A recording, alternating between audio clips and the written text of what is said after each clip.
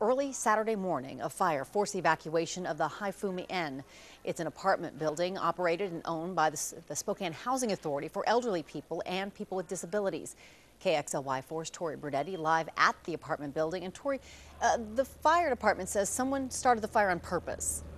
Yeah, not only on purpose, but in a way where the most people could get hurt, because the fire department says the area where the fire was set blocked off one of the main exits. And the Spokane Housing Authority says there have been several arsons here in the past 6 months, and this is a secure building. So the concern is that who's ever setting these fires could live here.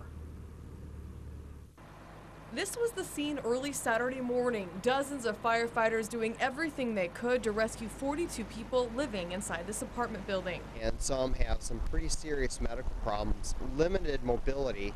So during an emergency, it's incredibly difficult, if not impossible, for them to evacuate. Gayle Murray says she considers herself lucky. She lived through another fire at the Hifumi En in 2007. In 2007 and again now, you could not see anything. Gayle says she was awake, but it was the smell of smoke, not a fire alarm, that let her know there was a fire in the building. She grabbed her cat, her backpack, and climbed out her window. I was shaking and in shock, and all I could see was people laying all over the ground, all over our lawn. And firefighters say it looks like whoever started this fire wanted the people inside to get hurt.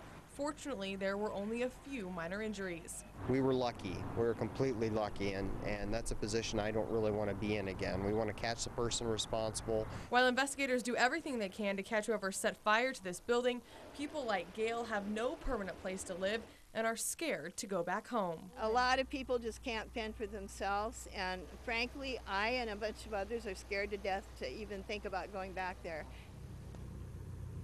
It should take about 4 months before people can move back in. In the meantime, Spokane Housing Authority is paying for 25 people who have nowhere to go to stay at a local motel. Now, the fire department says this building has been considered one of their community hazards. It doesn't have a sprinkler system, and the alarm system is really old, and they said they're going to recommend that they make upgrades to this building before people actually live here again.